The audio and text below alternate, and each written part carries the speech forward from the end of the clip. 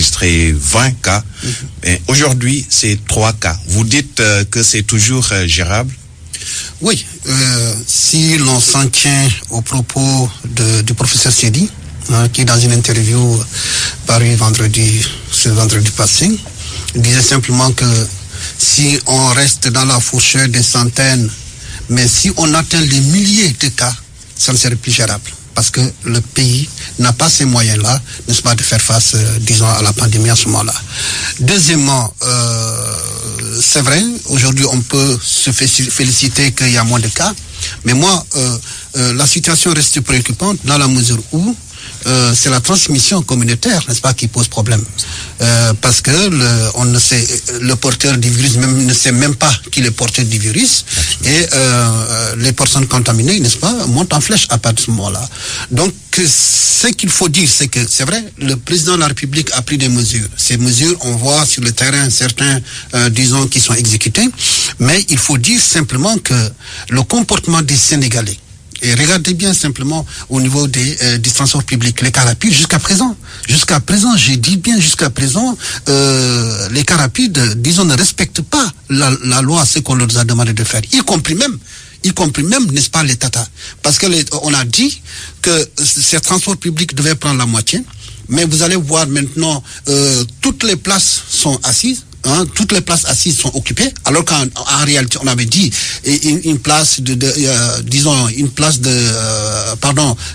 un siège de 2 places doit être occupé par un seul individu. Mais vous allez dans ces transports publics, évidemment, c'est bondé de monde, c'est-à-dire que toutes les places assises sont occupées, alors que c'est pas ça, n'est-ce pas, qui a été dit. Donc, si les Sénégalais continuent à se comporter comme cela, évidemment, c'est la porte ouverte, n'est-ce pas, à la transmission communautaire, et à partir de ce moment, les cas vont exploser. Et le professeur Sidi a attiré l'attention des Sénégalais en leur disant, si les cas explosent, le Sénégal n'est pas en mesure de faire face en ce moment-là. Donc, je pense que chacun doit vraiment se dire qu'en réalité, nous sommes en sursis. Et ce n'est pas pour rien, même quand tu entends les éléments de langage, n'est-ce pas, du président, que ça soit Macron ou bien le président de la République, quand des présidents vont jusqu'à dire, nous sommes en guerre. Nous sommes en guerre. Mais attends, quand on parle de guerre, la guerre est conventionnelle. C'est entre pays et pays. Mais pourquoi l'usage de cette métaphore? Ça signifie simplement que aujourd'hui, l'humanité tout entière n'a pas de réponse par rapport à cette pandémie, n'est-ce pas, qui appelle à la fois, disons, qui appelle à la fois nos sens, notre raison, et en même temps, n'est-ce pas, la foi. Parce que c'est cela aujourd'hui. C'est vrai, quand on parle de sens, tous les jours, on voit des morts autour de nous, à la télévision. Ça, c'est le regard qui nous permet de dire ça. La raison essaie de nous expliquer ce qui nous arrive, ce qui arrive à l'humanité. Mais l'explication n'est pas fournie, évidemment, il y a toujours des limites à cela. Et à partir de cette limite-là, la raison dit, je donne le relais, n'est-ce pas, à la foi. C'est pourquoi aujourd'hui, vous allez entendre les gens dire, oui, nous allons respecter, disons, les mesures sanitaires et consorts, mais il y a des choses qui ne relèvent pas de nous, mais qui relèvent, n'est-ce pas, du bon Dieu. Ce discours-là est audible, quand même.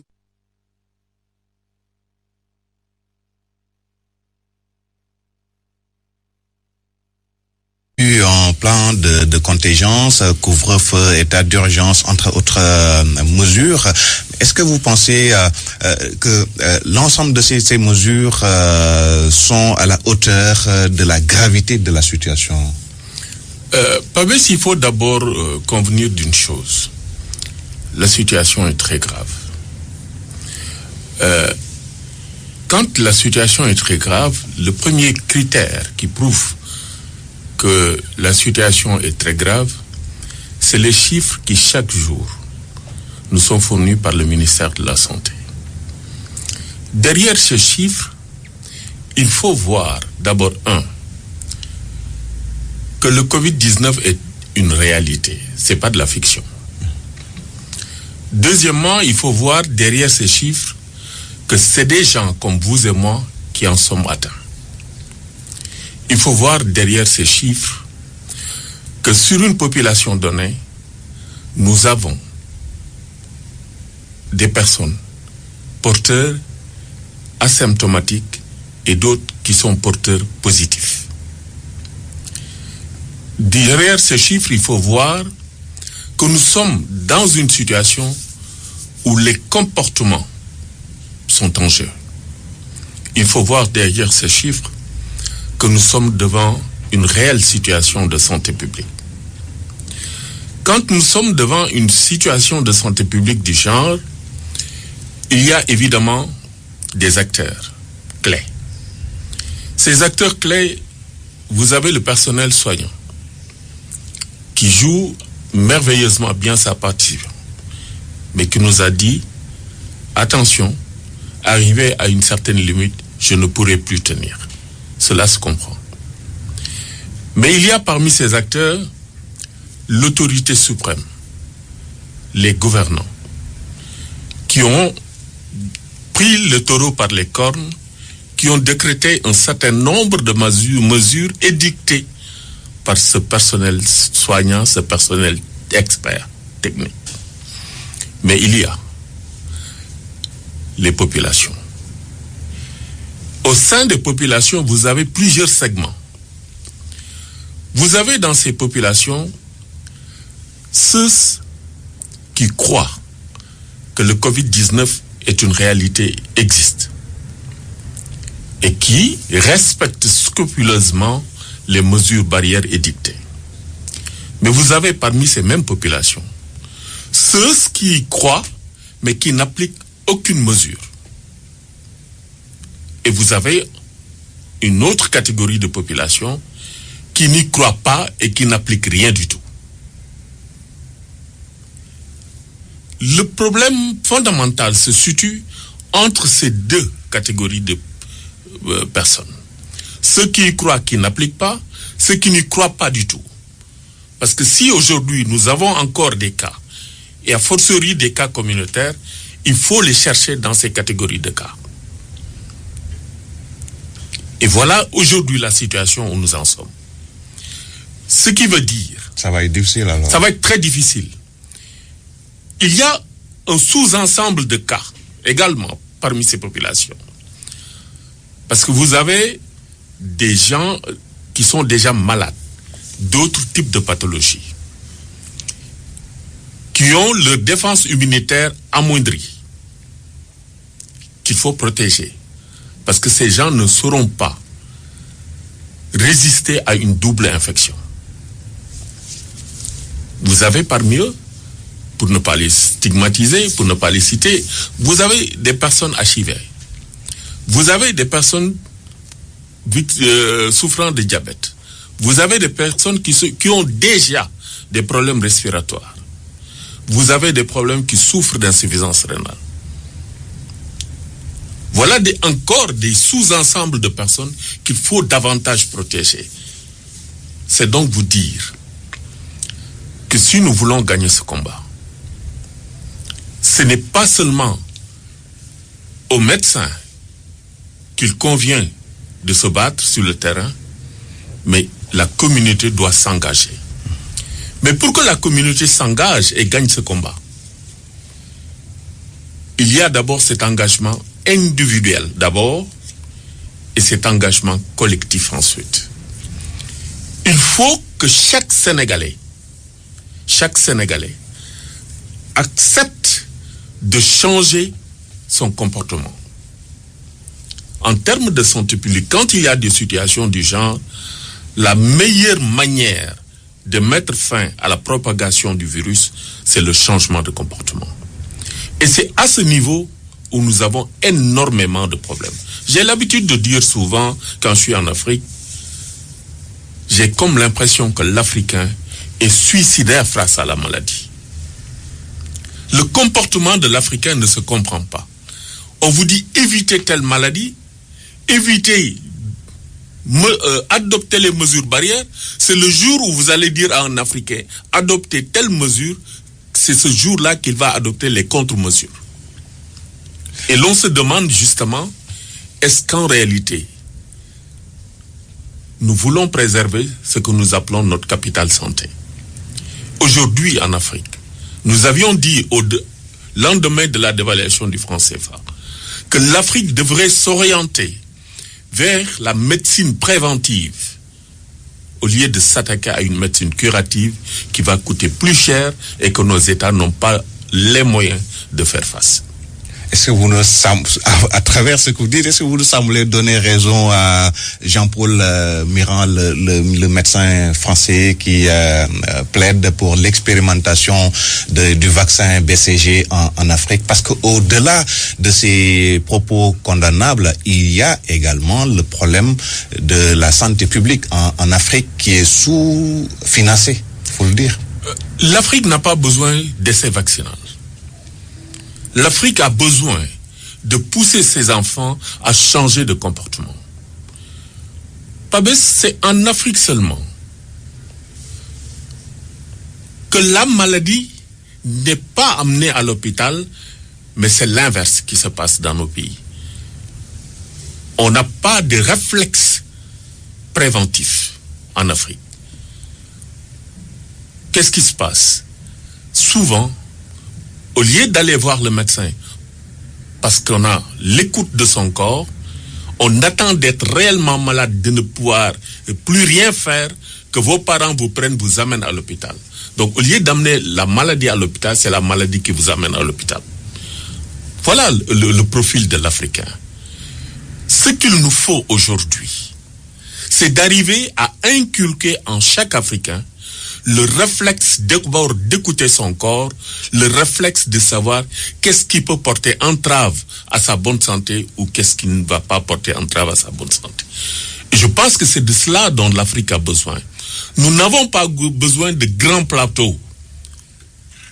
Nous n'avons pas besoin, certes, nous avons besoin que nos hôpitaux s'équipent. Mais ce qui est primordial et fondamental pour l'Africain, c'est d'abord le changement de comportement. C'est cela le véritable problème en Afrique.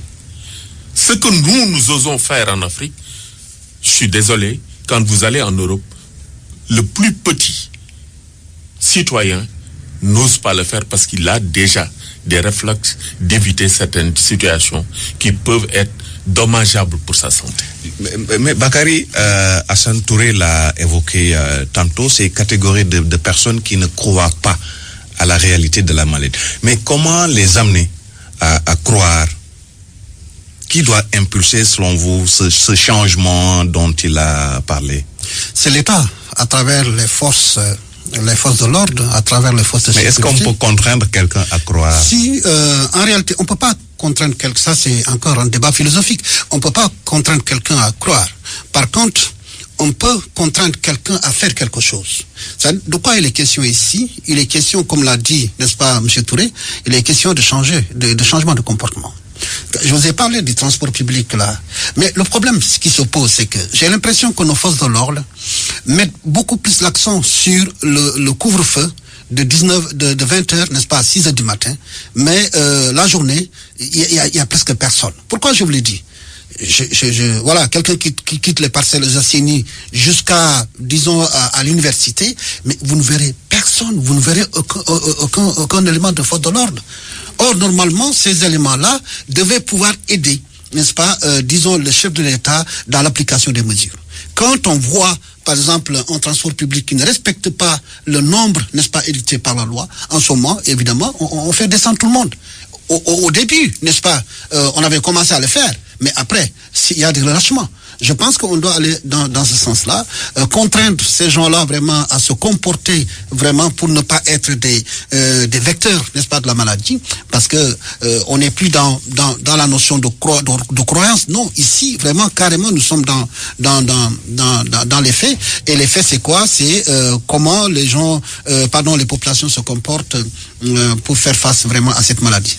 Tant que les mentalités ne changent pas à ce niveau, nous sommes en sursis une fois de plus. La guerre, et comme disait l'autre, Dan Corona, mais comment on peut terrasser quelqu'un d'invisible? C'est cela aussi. C'est-à-dire, c'est ça la limite.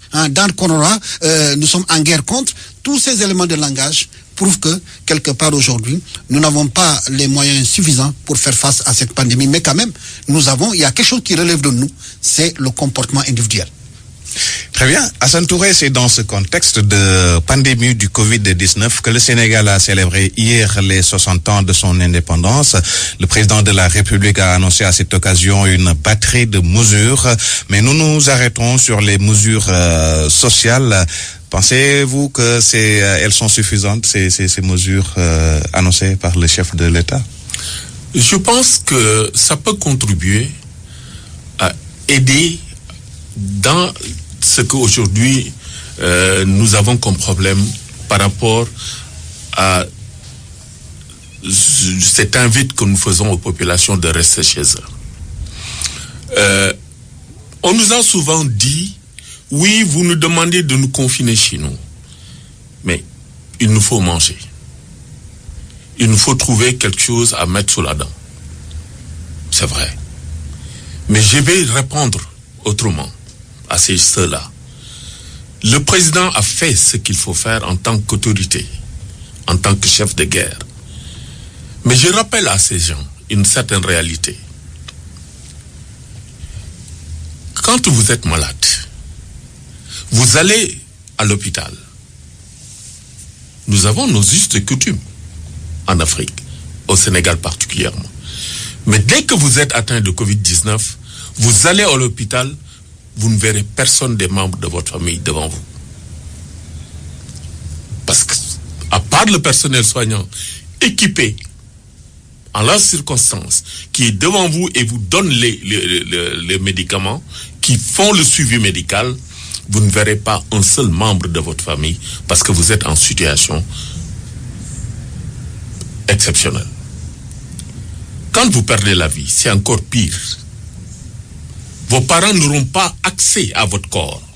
Vos parents n'auront pas la latitude de vous faire le lavage mortuaire et de vous accompagner dans votre dernière demeure. Est-ce que nous pouvons trouver dans la société une contrainte aussi lourde de conséquences, aussi dure? Assurément non. Et pourtant, c'est la réalité du Covid-19. Est-ce qu'à ce niveau, on peut dire qu'on va chercher le pain quotidien au point de ramener à la maison le virus? Est-ce qu'à ce niveau, il est compréhensible de dire, oui, je vais chercher à manger, je vais aller faire le gourgour le quotidien et ramener dans la maison, dans un foyer de 10, 15, 20, 30 personnes, la maladie et mettre tout le monde à l'hôpital? Je dis souvent, quand un chef d'entreprise se lève et n'a pas dans sa boîte tout son personnel, il n'est plus un chef d'entreprise. Quand le père de famille se lève autour du bol, il n'a personne parmi ses enfants, ce n'est plus un père de famille. Quand le marabout arrive et qu'il n'y a pas ses talibés devant lui, ce n'est pas un marabout. Cela veut dire quoi? Que nous avons tous intérêt, si nous voulons préserver notre tissu social, à adopter scrupuleusement les mesures barrières et faire tout pour éviter que la maladie nous gagne. Mais qu'est-ce que l'on voit aujourd'hui? Aller dans les cités pendant qu'il y a le couvre-feu, les grandes artères sont surveillées, mais aller dans les rues, dans les quartiers, les gens continuent, comme disait Bakary, à faire du thé. Qu'est-ce qui est plus dangereux que de se retrouver autour de la théière, d'échanger des verres? Mais le verre, il est susceptible d'un vecteur du virus. Mais on ne peut pas donner à chacun son verre, qu'il le maintienne en main et qu'on lui verse le contenu du thé à chaque fois. On échange les verres, c'est des réalités qui sont là. Donc il y a des réalités qui sont là, palpables. Allez au marché. La promiscuité est telle qu'on ne peut pas s'éviter. Voyez ces femmes, comment elles procèdent pour acheter les légumes. On ne vient pas dire donne-moi 3 légumes, donne-moi 4 légumes. On vient les palper. Mais en les palpant, on laisse le virus. En les palpant, on enlève le virus qu'on met dans son panier, qu'on amène à la maison. Aussi bien le vendeur que le client ont un type de comportement à changer à ce niveau. Si l'ensemble de ces mesures prises par le chef de l'État pour appuyer les familles pauvres ne sont pas accompagnées par un changement de comportement radical, ces mesures ne serviront à rien du tout. Il s'y ajoute qu'il faudra tout faire pour éviter de politiser. Mais justement. De politiser ces actions. Justement, c'est ça le problème. Parce que si c'est pour une catégorie de personnes dans la cité et que l'on, à la limite même, recense ces personnes selon leur sensibilité, la clientèle politique. Selon leur sensibilité politique, on rate le coche. Absolument. Et c'est en cela que je dis, le président a fait son devoir, mais attention, que ceux qui se réclament de sa mouvance, que ceux qui ne sont pas de sa mouvance sachent que c'est le Sénégal, vert, jaune, rouge, qui est aujourd'hui menacé. Et que nous devons tous d'oublier nos sensibilités, d'oublier d'où nous venons, d'où nous appartenons, et de constituer un seul bloc qui s'appelle Sénégal, et d'aller en guerre contre le Covid-19 pour sauver la patrie sénégalaise. Bakary Hassan l'a dit, ce qui préoccupe beaucoup, c'est comment faire parvenir ces mesures sociales, ces aides, ce fonds-là aux véritables ayants droit. Oui, je pense qu'avant de répondre, disons, à la question proprement dite, je pense qu'il faut encore reposer, disons, le discours du président dans son contexte. On va pas vraiment, disons, s'étendre outre mesure sur la pandémie, mais dans tous les cas, en écoutant les éléments de langage, on connaît, on se rend compte, n'est-ce pas, de la gravité, n'est-ce pas, de la pandémie. Quand dans le discours du président, il dit, il lâche des mots comme ne baissons pas la garde. Déjà, la notion de garde, ça renvoie au combat. Ouais. Hein, donc, quand il parle de nouvel ordre mondial, hein, donc vraiment, ça renseigne sur la gravité, n'est-ce pas, disons, de la pandémie. Ce qui peut justifier maintenant les mesures, n'est-ce pas, qu'il a prises. 64,4 milliards, n'est-ce pas, vont être mobilisés pour faire face, n'est-ce pas, au Covid-19.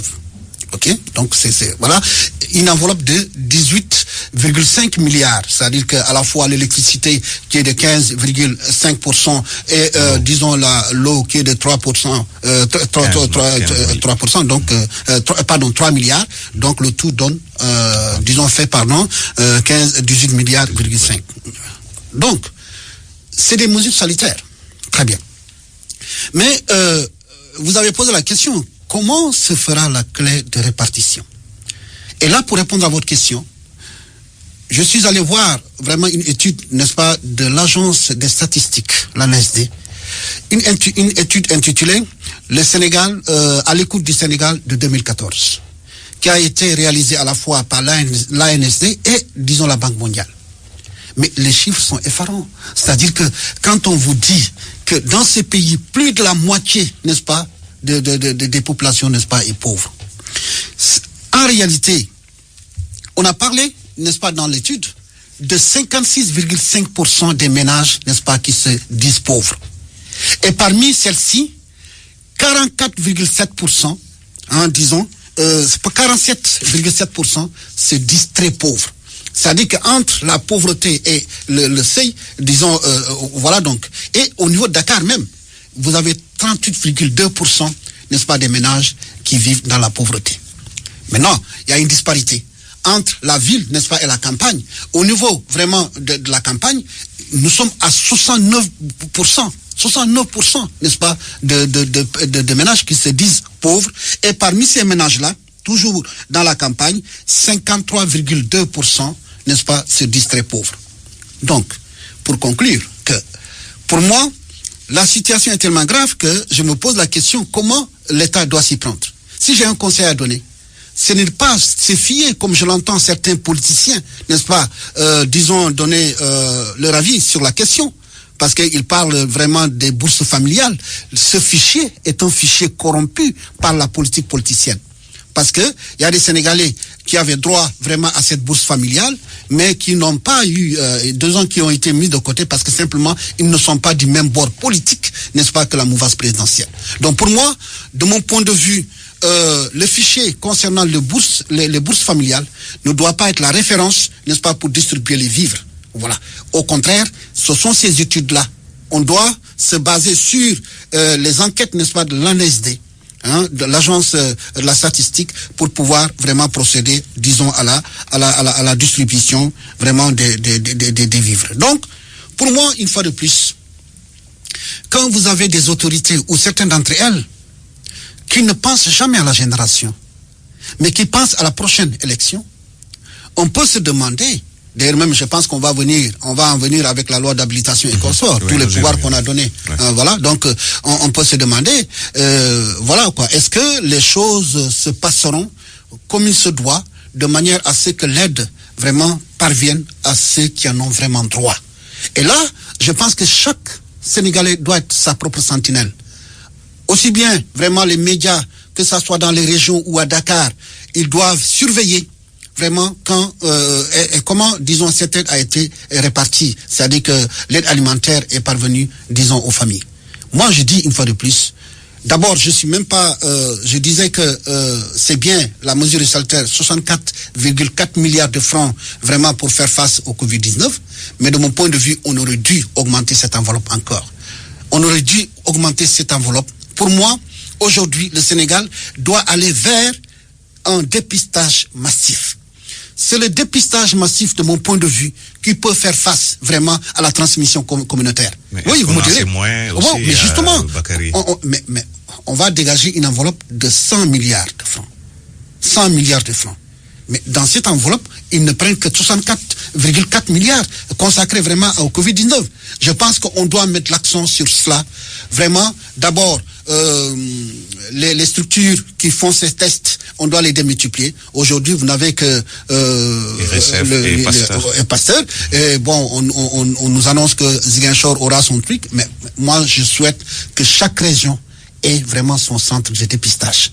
Donc, si on arrive à faire cela, je pense que on pourra lutter contre les transmissions, parce que on est dans la prévention à ce moment-là, on n'est pas dans le traitement comme cela.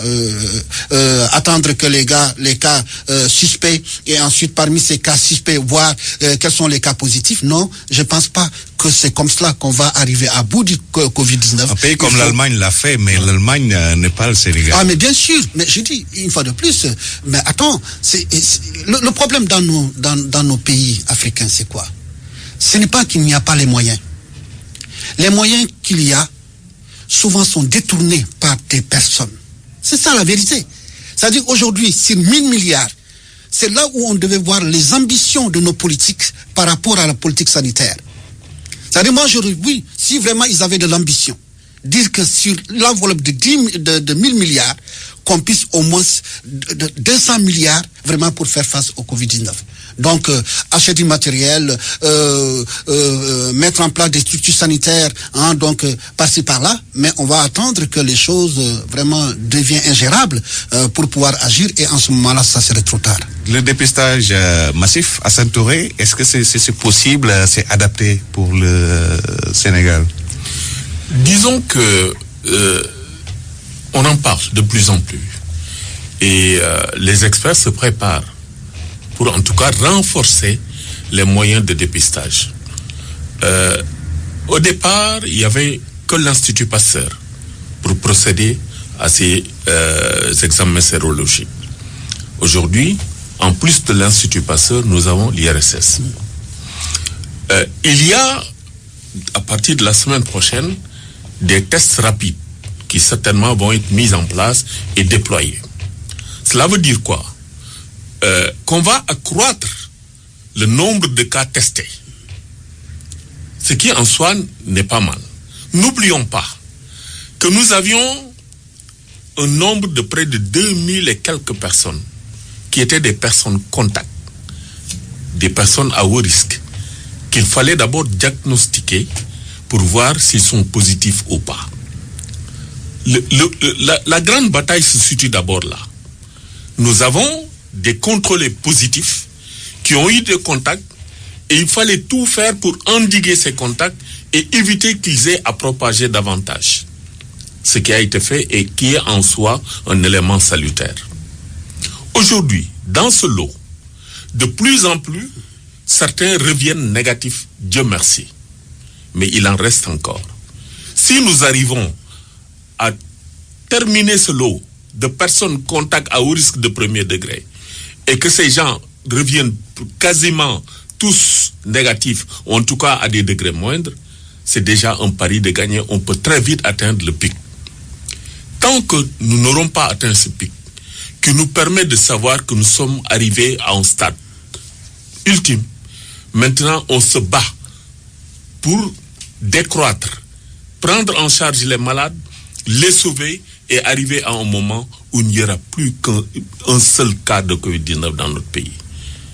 Mais le problème, c'est qu'au même moment où on se bat, on nous apprend ça et là, des Sénégalais venant d'ailleurs, se faufiler à travers les mailles de nos frontières poreuses pour arriver encore dans ce pays. Oui. Mais ce pays ne leur est pas interdit. Mais qu'ils aient au moins, moi je dis, ce qui est fondamental pour nous, ce n'est pas de tester massivement les gens. Ce qui est fondamental pour nous, c'est le changement de comportement, c'est la prise de conscience. Le réflexe que chacun de nous doit développer, qu'il soit de l'intérieur du pays ou un Sénégalais de l'extérieur, se disant à l'heure actuelle, si je vais dans mon pays, je ne suis pas sûr, premièrement, que moi je suis sain là où je suis. Je peux être porteur du virus et être asymptomatique. Arriver dans mon pays, je développe. Et Hassan Touré, il y a deux situations déjà au Sénégal. Touba, par exemple. Oui. Touba, on note un ralentissement des cas contaminés. À l'inverse de Dakar, où ça augmente tous les jours. C'est une question de discipline. Ni plus ni moins. À Touba, quelqu'un est arrivé par méconnaissance. Parce que ça aussi, il faut le souligner. Moi, je suis persuadé que si ce Sénégalais établi à l'extérieur savait qu'il était porteur du virus, il n'aurait pas contaminé sa famille, mais alors pas du tout. Sa fille, oui. Ça, il faut se le dire. Absolument. Donc, ça a été une erreur de sa part, mais il faut comprendre aussi l'état d'esprit de ces Sénégalais quand ils sont à l'extérieur. Moi, j'avais dit, à travers les ondes d'une télévision de la place, voilà le schéma qui va se passer. Les Sénégalais vont chercher à fuir certains pays où déjà le Covid-19 sévit. Rentrer dans ce pays et ils vont venir porteurs du virus, mais asymptomatiques. Et c'est exactement ce qui s'est passé à Touba. Mais le problème, c'est une question, comme je l'ai dit tout à l'heure, de discipline. On a beau dire, mais qu'est-ce qui caractérise le talibé mouride? C'est d'abord la soumission. La discipline. On peut être contre, mais on est enclin d'accepter que c'est des gens disciplinés, soumis. Ça a été une erreur de sa part. Mais dès que les autorités de la ville ont été saisies du problème, des mesures ont été édictées et tous les talibés se sont conformés à ces mesures qui coïncident avec les mesures édictées par le personnel soignant. Ce n'est pas étonnant que dans un tel contexte, qu'on ne puisse plus retrouver des cas. Parce que les gens appliquent à la règle les directives du marabout. Et c'est dans ce cadre-là, d'ailleurs, qu'il faut que les marabouts, les porteurs de voix, s'impliquent dans la lutte. Parce qu'ils sont écoutés. Ils sont suivis par une catégorie de personnes. Il faut qu'ils donnent le bon exemple. Il faut qu'ils donnent le ton. Et ça fait partie des mesures, de l'arsenal de mesures qu'il faut prendre pour arriver à contenir ce Covid-19. Mais qu'est-ce qui se passe en retour à Dakar? Mais c'est le melting pot à Dakar. C'est le monde du défloumaner. Chacun se prend pour un demi-dieu. Chacun pense qu'il est maître là où il est. Mais si en Chine, on a pu réussir le pari d'enrayer le Covid-19 en peu de temps, alors que c'était le foyer, l'épicentre même de la maladie. Pour une bonne part, c'est parce que les Chinois sont disciplinés. Mais aujourd'hui, c'est désolant de le dire et de le constater, le Sénégalais, comme je vous dis tout à l'heure, il n'y a pas plus suicidaire devant la menace d'une maladie que le Sénégalais. Et toutes ces situations que vous voyez, si nous multiplions les tests, mais certains vous diront, je ne ferai pas de tests. D'autres vous diront, oui, les tests là, c'est pour m'empêcher d'avoir des enfants. Donc le problème n'est pas à ce niveau. Et ensuite, les tests coûtent de l'argent. Oui. Mais changer de comportement ne coûte rien du tout à l'État. Et nous pouvons, à partir de ce moment, renflouer notre économie. Vous savez, le Covid-19 est en train de mettre à genoux les économies des pays. Oui. Après, on va dire, il y a beaucoup de jeunes en chômage. Après, on va dire, oui, on n'a pas équipé nos hôpitaux. Après, on va dire, oui, il y a telle situation, telle autre situation. Mais on ne développe pas un pays, un seul président, fût-il le plus dévoué, ne peut pas développer un pays. C'est l'ensemble des citoyens qui peuvent développer un pays. Très bien. Bakary, la loi d'habilitation a été votée mercredi dernier à l'Assemblée nationale.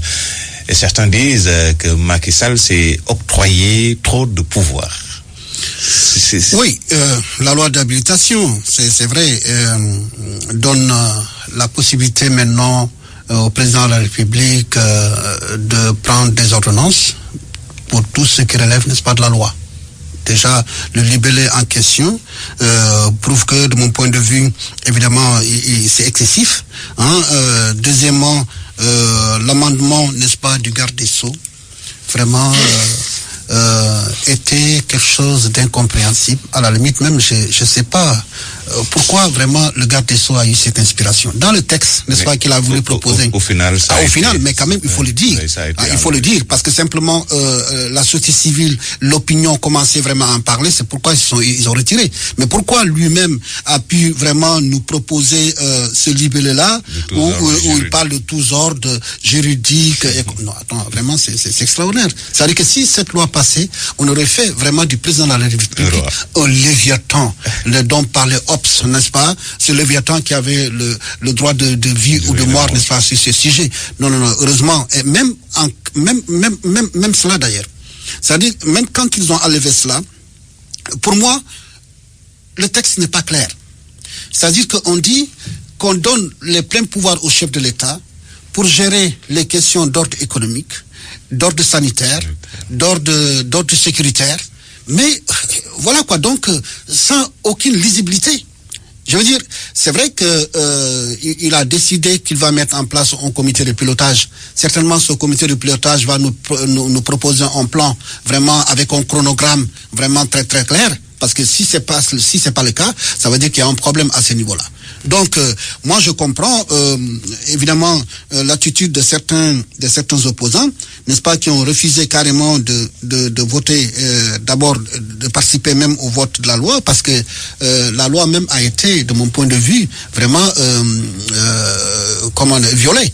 Parce que sur 165 députés, on a choisi que 33. J'ai dit bien choisi. 33 députés pour vraiment voter, n'est-ce pas, la loi en réalité. Oui, mais ça, c'est le fruit d'un consensus entre députés, entre groupes majoritaires, opposition, non alignés. Quel consensus? Le consensus sur la loi. Non, mais même si on s'accorde, c'est quelque chose. Pour procéder. Moi, je défends la Constitution. Je suis en train de défendre la Constitution. Voilà. Donc, c'est quoi? Ça dit que ces 33 personnes, n'est-ce pas, qu'on a choisies, évidemment, nous sommes dans le domaine du mandat impératif. Or, la loi est très claire. Le vote, n'est-ce pas, est personnel. Ça, c'est mon point de vue. Comme tu l'as dit, le règlement intérieur de l'Assemblée nationale le permet. Non, mais c'est la Constitution est au-dessus, n'est-ce pas, du règlement intérieur, dans tous les cas. Donc moi, vraiment, c'est la première anomalie, n'est-ce pas, que j'ai vue. Et ensuite, le comportement, n'est-ce pas, des gardes des Sceaux. Heureusement qu'ils sont revenus, n'est-ce pas, sur leur... Et deuxièmement, mais dans le texte, moi, je ne vois pas trace vraiment des 1000 milliards. Voilà, donc comment ça va être... voilà, je vois pas trace, on n'en parle même pas. C'est-à-dire que même quand on dit, donnons la possibilité au chef de l'État de prendre des ordonnances, évidemment, pour faire face aux questions d'ordre économique, d'ordre économique, juridique et consort, et même à ce niveau-là, évidemment, rien n'est clair. Donc, il n'y a pas de clarté qui nous dit que, voilà, dans les conditions, voilà, dans les domaines, les conditions de faisabilité et consort. Donc, moi, je peux comprendre que des députés disent, comme c'est pas clair, on ne peut pas lui donner un blanc-seing, n'est-ce pas? Donc, je peux le comprendre. Et moi, à mon niveau aussi, je le comprends ainsi. Dans tous les cas, je pense que le Covid-19 ne doit pas être le champ ou du moins l'occasion pour qu'on sorte, pour qu'on se lance dans un domaine de non-droit. Ce n'est pas parce qu'on doit faire face, n'est-ce pas, au Covid-19 qu'il ne doit pas y avoir d'opposition dans ce pays, que la vérité, n'est-ce pas, doit être confinée. C'est pas ça ma perception des choses. On doit pouvoir faire mieux d'opposition. Voilà. La vérité doit être dite, mais dans des formes, n'est-ce pas, acceptables, dans tous les cas. Mais on ne doit pas, vraiment, l'opposition ne doit pas renoncer, encore moins l'Assemblée renoncer à ses prérogatives, voilà, pour dire, dans tous les cas, on laisse faire. Non, on ne doit pas laisser faire. On lui donne certaines prérogatives, certes, mais il faut surveiller. Et d'ailleurs, à la fin du Covid-19, on va faire le bilan. Mais vous l'avez dit tantôt, nous sommes en guerre. Oui, nous sommes en guerre. Oui, mais ça ne veut pas dire que... Oui, mais il faut qu'il y ait quand même un général devant et les troupes derrière. Il faut pas s'exagérer quand même. Vous savez, la loi est très claire en la matière. Donc, l'intégrité territoriale n'est pas menacée.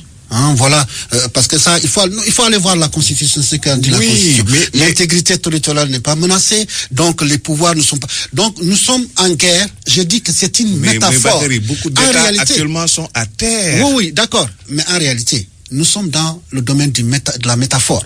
Nous sommes en guerre, je l'ai dit une fois de plus, ça s'utilise dans des cas de guerre, n'est-ce pas, conventionnelle. Ici, quand on dit que nous sommes en guerre, ça ne veut pas dire que nous sommes réellement en guerre. Mais dans des pays où la liberté est consacrée, on confine les gens, on leur demande de ne pas sortir. Je donne un exemple.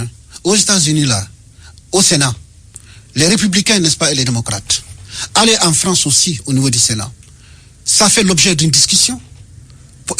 Ça dit que les moyens qu'on doit attribuer dans la lutte contre le Covid-19 a fait l'objet de discussions.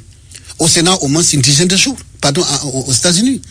Américains démocrates et républicains ont croisé le fer. Donc, pour dire qu'en réalité, ce n'est pas parce que nous sommes dans une situation particulière que on doit oublier que nous sommes dans une démocratie. Non, je suis d'accord. Il y a certaines limites qu'on peut s'accorder, mais on ne doit pas confiner que pour autant disons la vérité, encore moins, disons, le rôle des opposants dans des cas précis. C'est-à-dire qu'aujourd'hui, les opposants, le président, je termine là, le président les a reçus. Mais attends, je pense que chacun d'eux a dit entre quatre murs ce qu'il pensait même si la plupart d'entre eux qui sont sortis, évidemment, ont montré que vraiment ils ont laissé carte blanche au président de la République. Hassan Touré, très rapidement, comment analysez-vous les réserves émises justement par un Ousmane Sonko, un Abdoul Mbaye ou un Mamadou Lamine Diallo par rapport à cette loi d'habilitation et les pouvoirs que s'est octroyé Macky Sall? Ils sont dans le rôle d'opposants. Ils sont dans le rôle de ne pas pouvoir donner un blanc-seing au président. Mais la réalité est autre. Une épidémie, c'est une situation d'abord d'exception. Une épidémie, ce n'est pas seulement une affaire de médecins. Une épidémie, c'est une affaire d'État. C'est une affaire d'équipe. Une épidémie a des exigences Une épidémie, on n'a pas le droit de tâtonner, on n'a pas le droit de trop réfléchir. C'est comme une urgence médicale. On est spécialiste, on sait ce qu'il faut faire au moment où il faut le faire et vite et bien faire. C'est cela, lutter contre une épidémie. On n'a pas le temps de poursuivre des procédures indéfiniment. On n'a pas le temps d'appliquer des règles que jadis on appliquait pour passer un marché. L'épidémie ne vous attend pas. Surtout une épidémie qui s'appelle Covid-19, qui va à une vitesse exponentielle. Contrairement à ce que dit Bakary, ce n'est pas fictif. Nous sommes réellement en guerre. Regardez le nombre de morts qu'il y a à travers le monde. Aux États-Unis, en 24 heures, ils ont une guerre même 1500. conventionnelle ne fait pas autant de morts. Parce qu'aujourd'hui, c'est des guerres propres. C'est des opérations chirurgicales qu'on fait. Mais aujourd'hui, regardez le nombre de morts qu'il y a en France. Regardez le nombre de morts qu'il y a aux États-Unis, la première puissance mondiale. Regardez le nombre de morts qu'il y a en Italie. Quelle est l'arme que moi, ennemi, je peux utiliser pour mettre hors de vie autant de monde en un peu de temps? Ça veut dire quoi? Qu'au Sénégal, oui, il faut qu'on fasse vite et bien, mais surtout qu'on fasse preuve de réalisme. Merci. Merci Hassan Touré, journaliste spécialiste des questions de santé publique, et Bakary Domingo Mané, journaliste formateur, directeur de publication du site Monde Afrique. Mesdames, Messieurs, merci de nous avoir suivis. Merci à Abdou Thiam qui a assuré la mise en onde de ce remue-ménage. Tout de suite, le flash.